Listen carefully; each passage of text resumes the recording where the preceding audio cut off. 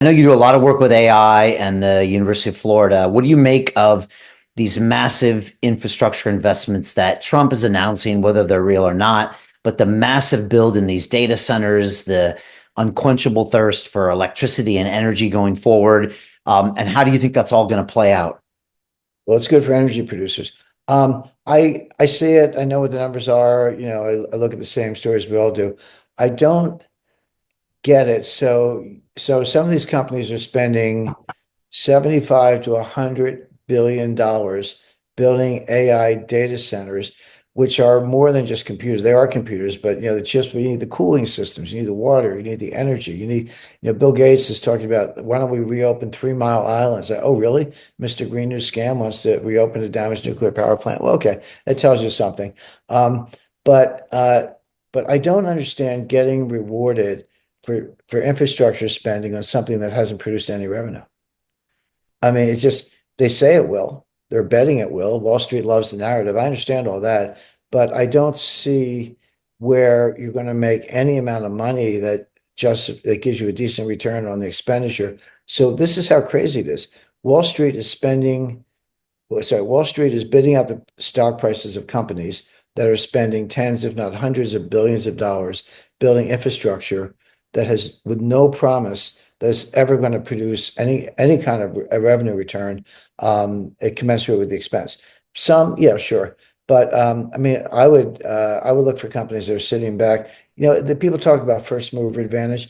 Brian, as you know, it's often the case that it's the second or third guy who comes along who actually makes the most money. I mean, uh, Google is not the first search Yeah. engine. Amazon was not the first online department store. They did it right and they made fortunes, but there were a lot of failures before that. And I think not a big fan of OpenAI, not a big fan of Sam Altman.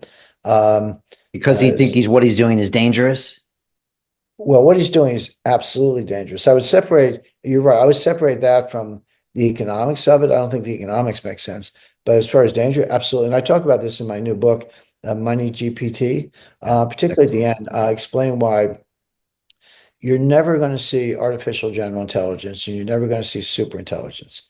They're just not happening. There are reasons for it. It's not just an opinion. It has to do with abductive logic. We don't necessarily have time to go into that. I've read numerous works by Charles Sanders Peirce, who was a 19th century philosopher and engineer. A lot of people think the greatest philosopher since Aristotle. No one's ever heard of him, but he was the inventor of semiotics, which is the keystone of modern philosophy, and also abductive logic. People are taught inductive logic, which is inference from a large sample, deductive logic, which is conclusion from major premises. But nobody teaches abductive logic, which is it's basically intuition and common sense. There's a lot more to it, but you can't. Investment Club. Today, I consider it the best investment that I've ever made. We get 4 projects presented a week by their associated CEOs. Personally, I'm completely blown away by the quality of these projects, and I know of nowhere else where I would be given this same opportunity. Each week that passes, I feel more appreciative of the fact that I'm a member of this group.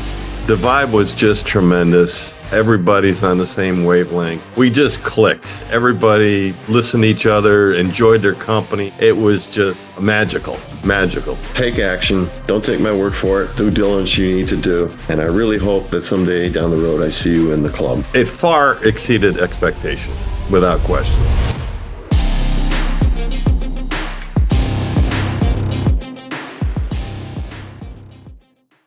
Program that, and humans have it.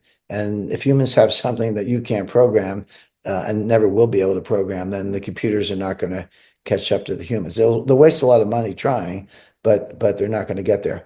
Um, but meanwhile, there are enormous dangers from this, and that's what I point out in my book. As for capital markets, banking, and nuclear warfighting. And the point I make is that I'm not bashing AI. It's here, it's everywhere, it's in my refrigerator, it's in the dashboard of your car. It's not going away, it's telling you what to do, etc. And it does a lot of good. I mean, there are some diseases that are going to get cured because AI can find correlations between molecules that would take humans forever. So that's true, but that's not the whole story. First of all, there's cost benefit analysis. Secondly, there are enormous dangers that are being in the euphoria and the narrative and the kind of thing that Andreessen was talking about. There are enormous dangers, and then but that's what I point out point out in my book. But and then again, I have a whole chapter on nuclear warfighting. Keep AI out of the nuclear kill chain because it will make it more, not less likely that you'll actually have a nuclear war. But beyond that, AI learns. I put that in quotation marks because it's actually not intelligent. They call it that. It is artificial, but it's not intelligent. But whatever it does, it learns on what's called a training set. So the training set are the materials that it searches to form word associations, even letter associations. They call them tokens and nodes, and it kind of lines them up and then enables it to write or talk sort of like a human. And you can buy the whole internet. I don't know how much it costs, but you can buy every page on the internet if you want to use it as your training set. Most of them are curated or they're smaller than that for specific purposes. But here's what's going on. A couple things. Number one, as AI becomes more and more widespread, it's producing output that goes into the training set that the future AI trains on to produce AI. So a good way to understand, let's say you're making yourself I drink rum, like a nice rum and tonic on a Friday night, right? And you say, I want a bigger drink. So you start pouring in more tonic. Are you getting a better drink? No, you're diluting the drink. In other words, if you pour in enough tonic, the rum's going to be gone and you're going to have, just diluted tonic water.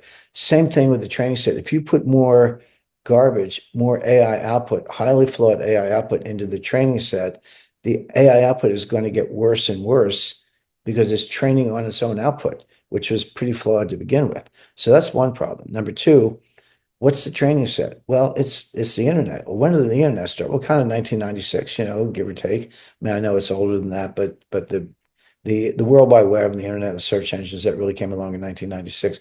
So it's heavily biased towards recent events. Now, yeah, you can find Aristotle and the history of World War II in there. I get all that ancient literature, but it's heavily weighted to recent news and developments, which includes, all this woke garbage and bias and censorship and all that. So that's what it's training on. So it's training on garbage. It's creating more garbage, which is going into the training set. And that's one of the reasons the output is flawed. And you never get to what they're trying to get to, which is AGI or superintelligence for reasons I explain in the book. So the whole thing is, I'm not saying it's not valuable or can't produce stuff. It can, but on the scale that they're talking about and the money they're spending and the stock price projections, it's all nonsense. Hey, I know investing in crypto is scary. It takes a real leap of faith because there are so many scams, rug pulls, and bad actors out there. It's a dangerous business, which is why 95% of people lose all their money. Well, that's why I created the London Real Investment Club, so you can access the hottest deals on the planet and use the crypto bull market to create the generational wealth that you deserve. Join my team of over 100 people from around the world that are making millions of dollars behind the scenes investing in blockchain, AI, Web3 games, DeFi, Bitcoin, and more. Don't miss out. Click the link below to book a call with one of my team now. But hurry, this bull market will end soon. I know investing in crypto can be scary. That's why you gotta join the investment club. Pull the trigger. Let's do this.